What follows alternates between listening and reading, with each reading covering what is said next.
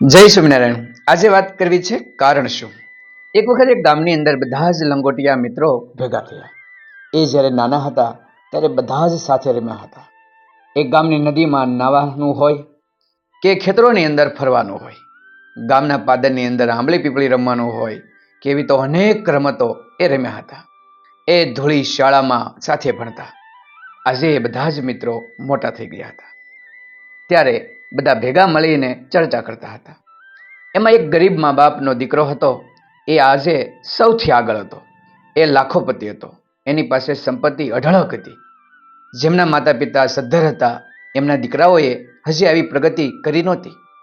આથી બધા મિત્રો મળ્યા, એકબીજાની વાતો કરી, જૂની વાતો યાદ કરી, ખૂબ હસ્યા અને ત્યાર પછી બધા મિત્રો એકબીજા સાથે વાતો કરવા લાગ્યા। બધા મિત્રો ભેગા થઈ પેલા લાખોપતિ મિત્રને કહ્યું કે તે આટલી બધી પ્રગતિ કઈ રીતે કરી? તારી પાસે તો એટલા બધા પૈસા નહોતા રોકાણ કરવા, તો આટલો બધો વિકાસ કઈ રીતે કર્યો? ત્યારે મિત્રએ કહ્યું કે મારો અસંતોષ। બધાને નવાઈ લાગી કે આ તો અસંતોષની વાત કરે, એ તો અવગુણ છે અને આ અવગુણને કારણે આટલો સફળતા મળી।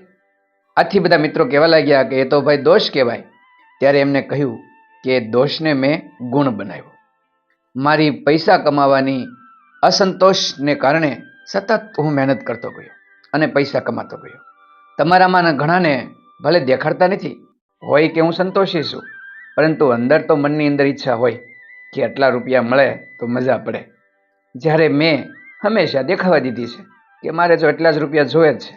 આથી મેં વારંવાર પ્રયત્ન કર્યો અને અસંતોષને કારણે રૂપિયા વધતા ગયા કે આટલા કમાશ, ઘણા બધા કમાણા અને રૂપિયા સાથે સારા મિત્રોને પણ કમાવાનો પ્રયત્ન કર્યો। તેમજ જે રૂપિયા મળ્યા છે એમને સારા કાર્યમાં વાપરવાનો પણ પ્રયત્ન કર્યો।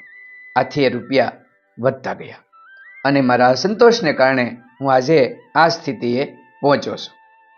ઘણા બાબત એવી હોય છે કે એમાં અસંતોષ રાખવાથી ફાયદો થતો હોય છે। દાખલા તરીકે વિદ્યા, શિક્ષણ, એમાં જેટલો અસંતોષ રાખો એટલા માણસ નવું શીખવામાં આગળ વધતો હોય છે।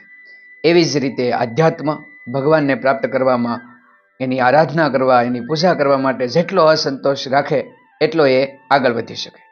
એવી રીતે મેં પહેલાં પૈસામાં અસંતોષ રાખ્યો અને હવે એને ટકાવવા, ધર્મમાં, સારા કામ કરવામાં હજી હું અસંતોષ રાખું છું।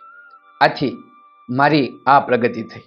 બધા જ મિત્રો એમને ભેટી પડ્યા કે સાચી વાત છે, એક નાનો એવો અસંતોષ તે રૂપિયામાં રાખ્યો, પણ ધીરે ધીરે એ અસંતોષ તે ઘણી બધી સેવામાં, આધ્યાત્મમાં ઘણી જગ્યાએ તે ઉપયોગ કર્યો અને આજે પ્રગતિના પંથો તું સર કરી રહ્યો છો।